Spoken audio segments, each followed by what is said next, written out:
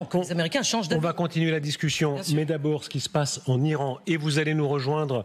D'abord, Georges Malbruno, vous êtes avec nous en direct, grand reporter au Figaro, spécialiste du Proche-Orient, grand connaisseur de l'Iran, évidemment. Merci beaucoup. Et vous nous rejoignez sur ce plateau, Manaz Shirali. Je vous en prie, bonsoir madame.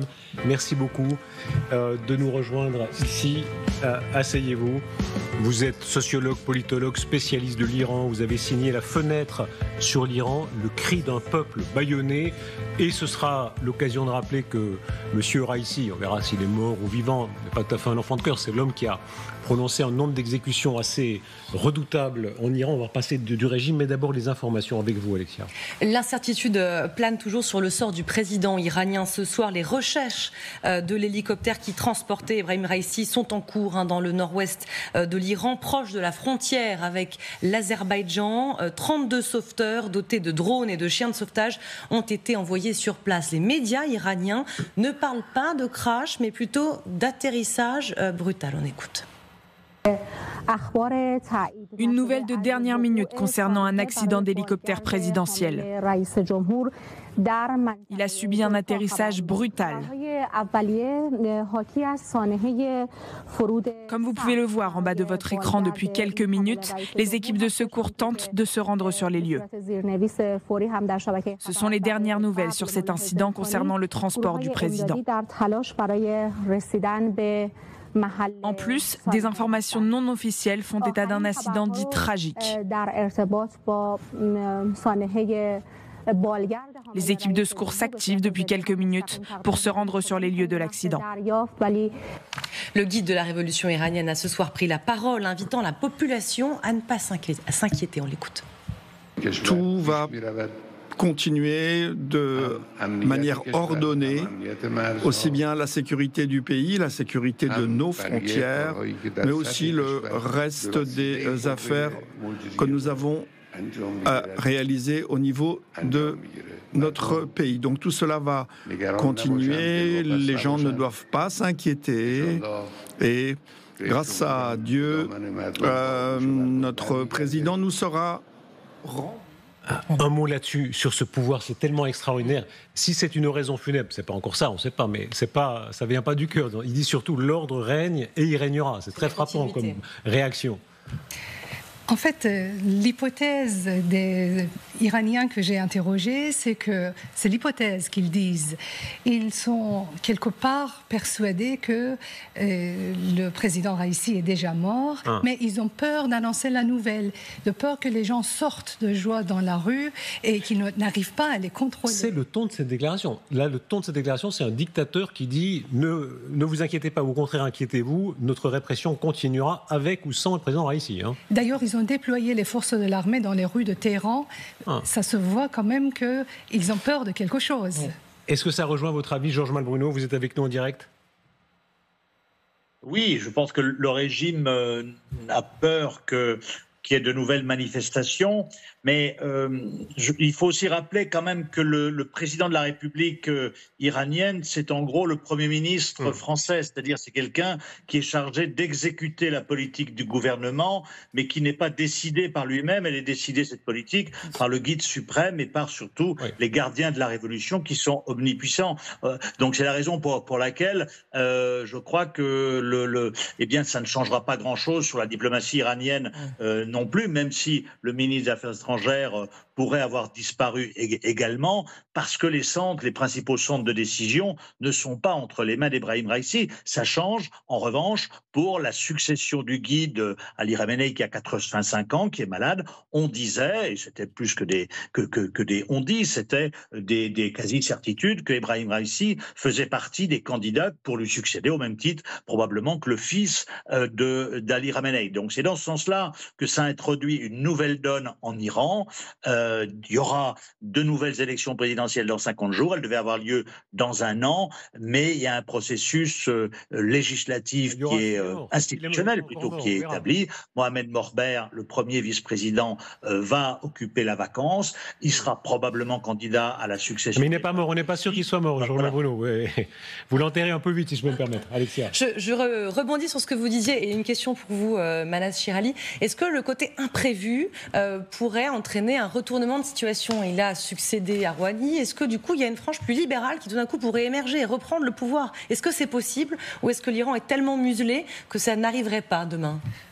En fait, moi je pense qu'on ne peut pas espérer une amélioration, une réforme dans ce régime, dans ce système kleptocratique profondément criminel. On ne peut pas attendre quoi que ce soit. Même si ces têtes tombent, il n'y a pas l'attente d'amélioration est trop optimiste. En revanche, contrairement à Georges Malbruno, je pense que c'est un événement majeur pour les Iraniens. Pourquoi ? Indépendamment du fait que le président de la République n'est pas puissant, il n'a que 15% de pouvoir, pas plus que ça. Ça, c'est un fait, on le sait, on l'a déjà dit. Par contre, la mort, qui n'est pas encore confirmée, la mort d'une telle pointure de la République islamique donne l'espoir au peuple.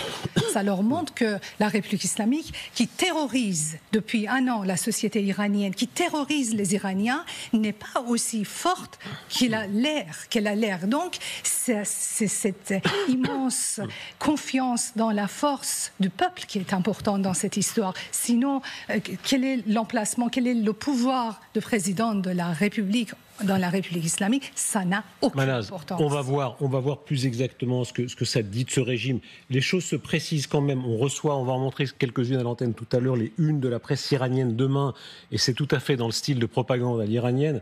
Ils disent tragédie pour le président, par exemple, sans dire plus. Je ne dis pas qu'il est mort, mais enfin, quand on dit tragédie pour quelqu'un, en général, c'est pas très positif. La catastrophe, c'est un autre titre. Un autre titre encore montre le sceau du président. Là encore, quand on montre le sceau de quelqu'un, c'est pas tout à fait la bonne nouvelle.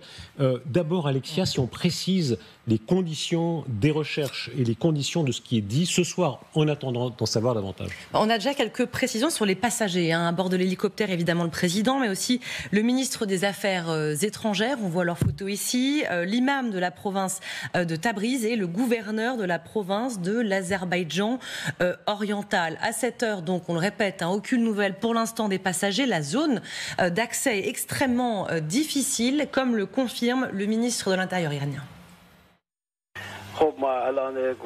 Nous avons plusieurs équipes de secours qui se déplacent dans la zone en ce moment même. Mais compte tenu de l'imprévisibilité du temps et des conditions, l'arrivée à l'héliport risque de prendre un certain temps. La situation est sous contrôle et les équipes de secours sont à pied d'œuvre. Nous espérons que ce problème sera résolu rapidement. Mais cela signifie donc que vous attendez maintenant que les équipes de secours arrivent sur les lieux? Vous n'avez donc eu aucune communication ou appel téléphonique avec l'hélicoptère ou l'entourage du président? Vu la complexité de communication dans la région, toute forme de communication est difficile. Nous attendons que les équipes de secours arrivent sur les lieux dès que possible. Alors que s'est-il passé? Ce qu'on sait, c'est que le président iranien rentrait d'un voyage officiel. Ebrahim Raisi s'est rendu aujourd'hui dans la province de l'Azerbaïdjan oriental pour inaugurer un barrage en compagnie du président de l'Azerbaïdjan. Sur le voyage du retour, 3 hélicoptères transportaient la délégation présidentielle. 2 d'entre eux, on le voit sur cette carte, ont atterri sans encombre à Tabriz, la grande ville du nord-ouest, mais pas celui dans lequel se trouvait le président iranien. Ebrahim Raisi, 63 ans, rappelons-le, président ultra-conservateur de la République islamique depuis près de 3 ans, a le titre d'ayatollah, ancien procureur général de Téhéran, puis procureur général du pays. Le président figure sur la liste noire américaine des responsables iraniens sanctionnés pour, je cite, complicité de graves violations des droits humains, des accusations balayées comme nulles et non avenues par les autorités de Téhéran. Enfin, que va-t-il se passer s'il meurt? Alors là, d'abord, le pouvoir doit passer au vice-président. Il n'y a pas de Premier ministre en Iran. Ensuite, des élections, Georges Malbruno en parlait, doivent être tenues dans les 6 mois suivant. L'annonce officielle a précisé que le président de la République n'est pas le chef de l'État en Iran. C'est le cas du guide suprême de la Révolution, poste auquel Raisi était pressenti, en tout cas à l'avenir. Et le président n'est donc pas en Iran le chef des armées. Merci beaucoup Alexia. L'hypothèse de l'attentat, il faut rappeler évidemment que les Israéliens ont tué un certain nombre, notamment des scientifiques iraniens proches de la bombe ou des responsables iraniens. L'hypothèse existe théoriquement. Jamais ils n'avaient frappé si haut. Ce serait un changement capital si c'était le cas. Est-ce que cette hypothèse, Georges Malbruno, vous êtes l'homme qui connaît tellement les services secrets, tous, hein, l'homme sans doute qui a le rapport avec le plus de services secrets au Proche-Orient. Est-ce que cette idée, vous souriez même pas, Georges Malbruno, vous n'êtes pas drôle, vous avez vieilli, je vous taquine. Est-ce que cette hypothèse-là existe dans certaines têtes? On n'entend pas. Oui, on l'a entendu dans la tête d'un certain nombre de complotistes cet après-midi en Iran et ailleurs, qui disent effectivement l'avion du président Raïssi venait d'Azerbaïdjan, l'Azerbaïdjan est un allié d'Israël, et donc par conséquent, eh bien, le pilote de l'hélicoptère du président Raïssi aurait été retourné, etc. Bon, on est dans la théorie du complot, je n'ai évidemment aucune information, il faut attendre, je suis incapable de vous dire si, mais ça, c'est beaucoup trop tôt pour, en tout cas, je trouve, échafauder des scénarios sur cette piste-là. Girneuf, Sergueï. Oui, parce qu'en fait, il y a une autre piste qui peut être assez marrante, parce qu'en fait, juste de l'autre côté du golfe Persique, il y avait une réunion secrète entre les Américains et une certaine monarchie sunnite d'en face. Et donc, tout de suite, on fait des rapprochements. En fait, en Proche-Orient, on a toujours des rapprochements. Il y a aussi l'Afghanistan, il y a aussi l'Asie centrale, il y a aussi la Turquie. L'Iran a pas mal quand même de personnes. Oui, elle a beaucoup d'ennemis. De puissance autour qui chercherait. Mais je suis d'accord avec vous. En fait, le truc, c'est qu'on oublie que la société iranienne est aussi une société vivante. Et pourquoi pas un truc venant de l'intérieur. Il ne faut pas exclure ça aussi. Bala Chirali, est-ce que si le président iranien était en effet décédé, est-ce que l'Iran serait affaibli demain par rapport à l'étranger sur la scène internationale ? Je parlerai de la République islamique et je sépare la République islamique de l'Iran. L'Iran sera évidemment fort parce que les Iraniens ont pris confiance dans leurs forces, donc l'Iran sera beaucoup plus fort. Par contre, la République islamique doit voir sa fin dans cette histoire parce que quand même, ils n'arrivent même pas à protéger leur président. Qu'est-ce qu'on attend d'eux? Donc, c'est-à-dire que cet événement a une importance majeure dans le sens où les dirigeants de la République islamique vont se sentir en danger où qu'ils soient. Oui, jusqu'à présent, l'hypothèse la plus plausible, c'est quand même celle d'un accident, il faut le répéter. On le voyait avec la carte que vous montriez, avec le trajet que devait suivre l'hélicoptère. C'est une zone très montagneuse. Le temps, vous le voyez là. Il y a des hélicoptères sans doute vétustes. C'est pas... Voilà, donc c'est une hypothèse qui est assez plausible quand même, qui est celle de l'accident. Sur la personnalité, disons un mot de lui, n'est-ce pas? Vous le rappeliez avec on pend en Iran abondamment, il y a eu plus de 240 pendaisons, et lui, il était parmi les plus durs. Il est dans l'appareil policier, même bien avant, il a toujours été dans le sillage du guide. Bien sûr, il a fait toute sa carrière là-dessus, puisqu'il était procureur jusqu'à devenir le procureur le plus important de la République islamique. Donc, moi, ce que je trouve... Procureur en Iran, ça juge vite, disons. Oui, en tout cas, c'était son rôle, et c'est vraiment le cœur de sa carrière. Donc, s'il s'avère que cet homme est décédé, moi, ce que je trouverais intéressant, c'est de voir effectivement ce que va provoquer son décès. Si c'est ça dont ont peur les autres caciques du régime, et je ferai... c'est-à-dire d'une manifestation dans la rue, de joie ou je ne sais quoi, mais en tout cas d'une expression du peuple. Le peuple fait toujours peur aux dirigeants dans ce genre de pays. Et je fais le parallèle avec, souvenez-vous, la mort d'Alexeï Navalny en Russie.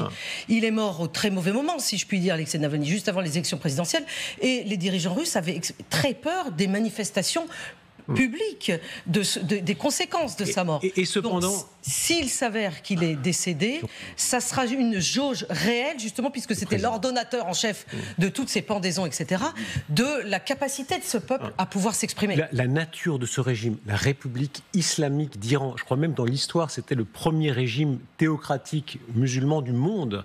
Le vrai pouvoir, c'est Khamenei, l'homme qui est en dessus, qui tient son pouvoir de Dieu d'après le régime. En réalité, ce régime est solide. Pour l'instant, il tient depuis 1979. Vous, les opposants, et on prie évidemment pour que la démocratie s'installe partout dans le monde, mais ce régime tient depuis 1979. On a souvent prédit sa perte. Pour l'instant, il tient. Il n'y a aucun régime plus fort que celui qui tue ses propres ressortissants. Donc la République islamique tue sans aucun problème. Et les Iraniens, le problème, l'impasse de la société iranienne, c'est que d'un côté, c'est un régime moyenâgeux qui tue facilement, et de l'autre côté, c'est un peuple qui est devenu très moderne, qui aspire à la vie, à une meilleure vie et qui ne veut pas mourir. Manaz, aidez-nous s'il vous plaît à comprendre, vous êtes la seule, je crois, ici parlant farsi, même si elle parle tout, mais aidez-nous à comprendre les unes qu'on va voir s'afficher maintenant. Elles en disent beaucoup, parce qu'en Iran, tout est vite censuré. Alors, les journaux qui sont là les uns après les autres. Et le premier parle d'un événement très triste pour le président de la République. Un événement dramatique pour... Donc ça, c'est déjà très clair. Quand on met ça à la une d'un des grands journaux en Iran, on annonce comme vous le disiez. D'ailleurs, moi, je tiens à rajouter que ce n'est pas de la théorie de complot que de dire en Iran, rien n'est accidentel. La une suivante, voilà. Qu'est-ce que c'est ce journal-là ? C'est le guide qui dit « Ne vous inquiétez pas au peuple ». Oui, c'est ce qu'on entendait avant, ne vous inquiétez pas, l'ordre règne, comme on disait, l'ordre règne à Varsovie en fait, il est en train 1800 de dire et quelques. Je suis là, je vous étouffe, ne pensez surtout pas que vous arrivez à respirer. Oui, et la troisième une qu'on va voir s'afficher, voilà. Accident pour le président de la République. Oui, c'est très neutre. Alors, quelle est votre intuition profonde ? Vous pensez qu'il est décédé, que l'Iran attend peut-être demain matin pour faire l'annonce officielle ? C'est une question difficile. Oui, c'est difficile. Que, évidemment, je prends mon désir pour la réalité. Oui. Donc, je préfère qu'il soit mort. Oui, je comprends. Ce qu'on peut dire quand même, c'est que la presse est totalement muselée dans ce pays. Et donc, s'il monte l'événement de façon aussi spectaculaire, c'est parce qu'il prépare l'opinion à l'annonce du décès. S'il y avait vraiment une interrogation pour savoir si on allait le retrouver, peut-être vivant, qu'il y avait simplement eu, je ne sais pas, une panne dans les communications et dans la liaison avec l'hélicoptère, il ne s'engagerait pas de façon aussi spectaculaire. C'est une très vieille histoire. Rappelez-vous, par exemple, quand l'empereur Auguste meurt, Livie fait attendre la nouvelle pour organiser la succession, pour son fils Tibère s'installe bien au pouvoir, on met en place la garde prétorienne. Je voulais tout simplement... Et plus récemment, la mort de Staline, qui est évidemment l'exemple le plus proche de notre actualité. Non, Azerbaïdjan. Aliyev, le père d'Aliyev, il était mort depuis 3 semaines. Et non seulement ils n'ont rien dit, mais ils ont fait circuler les vidéos comme quoi il était vivant. Et si c'est pas un mois. Mais après la mort de Khomeini, ils ont quand même attendu 24 heures pour annoncer la mort de Khomeini. Donc c'est la tradition de la République islamique de cacher les nouvelles importantes. Pardon, le guide suprême peut minimiser, comme on l'a entendu dire tout à l'heure, et dire que tout était sous contrôle, effectivement. Mais la télévision d'État iranienne, ainsi que le site internet officiel de la République islamique d'Iran, ont déjà demandé à toute la population de prier, de s'engager dans des prières. Donc ça veut dire quand même que l'heure est grave. Mohamed Sifaoui, vous nous rejoignez, merci beaucoup. Vous êtes journaliste spécialiste des mouvements islamistes. La nature de ce régime, dans cette façon d'annoncer ce qui est peut-être, il faut quand même parler avec la plus grande prudence, qui serait sa mort, mais beaucoup de signes l'indiquent. Qu'est-ce que ça dit ? Bonsoir. D'abord, je pense qu'au regard de ce que relaient notamment les médias arabes qui ont pour la plupart des correspondants en Iran, je pense que les recherches sont réellement en cours. Je viens de regarder le chef des opérations de recherche. Je crois que, sincèrement, ils ne savent pas où est l'hélicoptère parce qu'il y a un déploiement assez important et massif des secours pour essayer de retrouver l'appareil. Mais évidemment, il y a dans la tonalité des différents responsables qui s'expriment quelque chose qui ne laisse pas présager, en tout cas pour eux, quelque chose je dirais, de très favorable. C'est évidemment, il est trop tôt pour le dire, mais même si rien n'indique, ils se préparent probablement eux-mêmes, même s'ils n'ont pas la réponse définitive, à l'éventualité de la mort du président iranien, ou en tout cas à le retrouver dans une situation assez difficile. Si vous permettez, je pense qu'il y a un élément qu'il faudrait souligner. Dans cet appareil, il y avait effectivement plusieurs hauts dignitaires du régime. Il y avait le président, mais qui, à mon sens, occupe aujourd'hui une place symbolique dans le dispositif, parce que nous savons tous que le pouvoir réel est entre les mains de l'ayatollah Khamenei. Il y a un personnage important, me semble-t-il, sur lequel il faut insister, c'est Hossein Amir Abdollahian, qui est le ministre des Affaires étrangères et qui est un personnage clé dans le dispositif iranien depuis plusieurs années, même s'il a été longtemps dans l'ombre. Il est un véritable poulain de l'ayatollah Khamenei, un poulain pour éventuellement assurer la présidence. C'est comme si M. Séjourné, M. Attal et d'autres hauts responsables du pouvoir mouraient dans un accident d'avion. D'un point de vue, indépendamment qu'on parle d'une démocratie et d'une dictature, c'est vraiment une partie de l'État iranien qui est décapitée.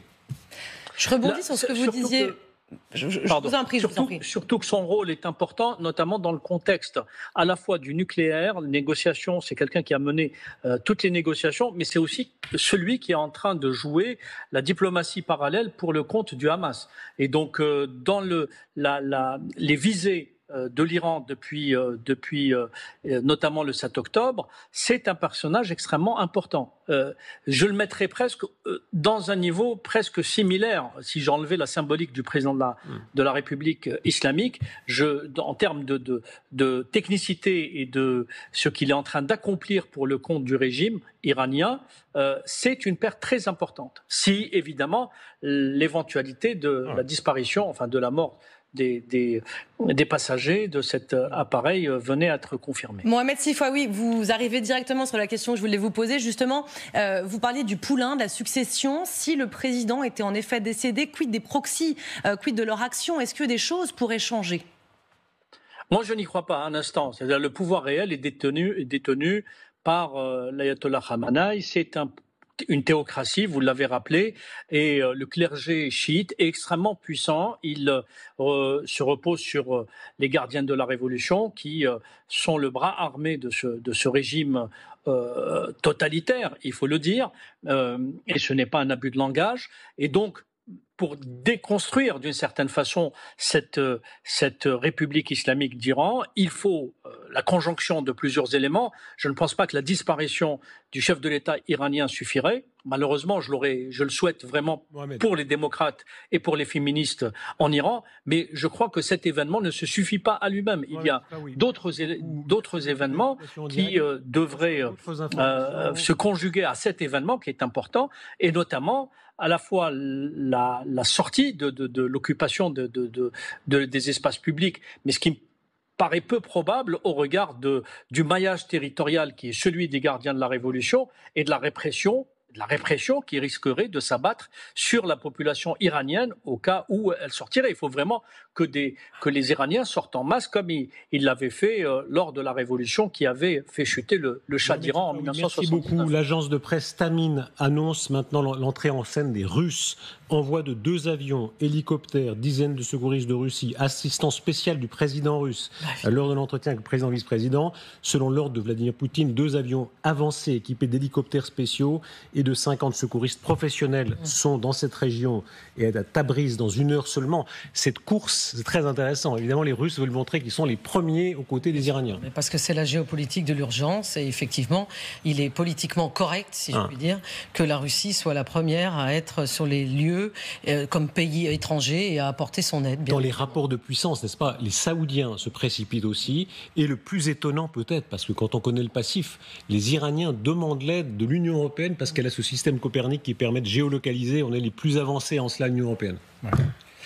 Oui, tout à fait. Mais en revanche, par rapport, vous savez, aux publications qu'on a évoquées tout à l'heure, à mon avis, vous savez, pour le moment, ils avancent peut-être la thèse la plus grave, quitte après à dire, si jamais on le retrouve vivant, à dire c'est le miracle, donc Dieu l'a sauvé, et donc là, vous savez, il n'y a aucun problème. C'est au contraire, il ne faut pas donner l'espoir dès le début et partir d'une hypothèse la plus dramatique, quitte après à rebondir. Guillaume ? Oui, il faut être extrêmement prudent parce que, effectivement, quand on n'a pas d'informations, on est condamné aux conjectures. Voici une réflexion, je vous la livre telle quelle.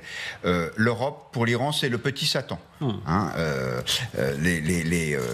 C'est des gens avec lesquels les relations sont difficiles. Je rappelle qu'il n'y a pas de relations diplomatiques avec un grand nombre de pays européens. Si l'Iran demande l'aide de l'Union européenne, c'est peut-être parce qu'ils ont un vrai espoir de retrouver l'hélicoptère, parce que sinon, ils n'accepteraient pas, ce qui est une forme d'aveu d'infériorité. Souvenez-vous, au moment des tremblements de terre du Maroc, où le Maroc avait refusé l'aide d'un certain nombre de pays. Je pensais à ça justement.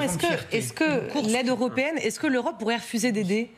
Oh, je pense pas, non, c'est impossible. Là, il y a une logique humanitaire et ils sont le but humanitaire est toujours respecté dans le monde entier, quelles que soient les relations, c'est toujours respecté. La particularité de ces régimes, le fait que le régime soit obligé de communiquer sous cette forme-là, bien sûr c'est une dictature de fer qui réprime, qui pend, etc., mais elle a une forme électorale, c'est-à-dire elle maintient, il y a des factions, ils autorisent ou non des candidats, c'est très intéressant. Alors la Chine, c'est un exemple extrême, c'est une dictature de fer. La Russie aussi, il y a une espèce de supercherie électorale. On traite quand même ces gens-là. Le président chinois, je vous rappelle, était accueilli comme un roi ici à Paris il y a quelque temps, donc on s'accommode de tous ces gens. Oui, bien évidemment, la forme compte, et effectivement, on l'a vu en Russie, on l'a vu en Chine, et là on le voit en Iran. Mais là, je pense qu'effectivement, Guillaume a raison. Ce pays est en train de vivre, enfin ce pays, les dirigeants sont en train de vivre ce drame, s'il s'agit bien d'un accident. Et s'il s'agit d'un accident, effectivement, ils ont besoin d'aide. Et s'ils sont acculés au fait de demander à l'Union européenne, le petit Satan, de l'aide, c'est qu'ils espèrent, c'est qu'ils ont un espoir finalement. Dans l'affrontement entre ces régimes, l'axe Iran, on va parler de la Corée du Nord aussi dans un instant, la Russie, la Chine versus les démocraties libérales et l'Ukraine, écoutez Volodymyr Zelensky. Il est ce soir, ce matin plus exactement, l'homme qui dit qu'il ne renoncera pas du tout, et même il pense toujours à reconquérir la Crimée. Regardez, c'était à l'occasion de la cérémonie en mémoire des Tatars déportés par Staline. On y revient et il dit notre but, 80 ans, notre but est toujours la Crimée. Jusqu'en 2014, la Crimée était un véritable foyer de bonheur pour beaucoup de nos citoyens. Et la Crimée sera à nouveau ainsi.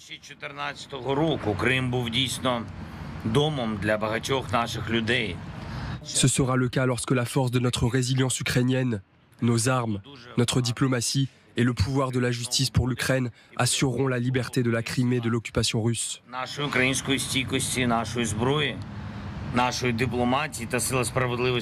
Une péninsule destinée à devenir l'un des meilleurs endroits d'Europe où vivre. C'est certainement ce qu'il en sera sans la Russie.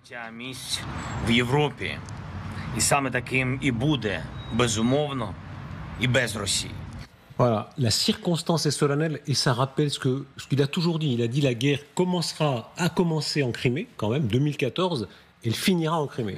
Oui, enfin, il l'a pas toujours. Enfin, au tout début de la guerre, quand il y avait, vous vous souvenez, je sais que tout le monde a oublié, c'est vrai que c'était un peu fumeux, mais c'est peu de le dire, les débuts de négociations en mars-avril. Voilà, ils se sont parlé et le discours de Zelensky n'était pas celui qu'il est devenu sur justement ce désir très clair, maintenant répété, réitéré, de reprendre tous les territoires en attendant, et annexés. Ce sont les armes qui parleront et elles parlent déjà. Les Ukrainiens arrivent en mer Noire autour de la Crimée, dominés. En fait, les Russes, ils sont assez débordés, hein,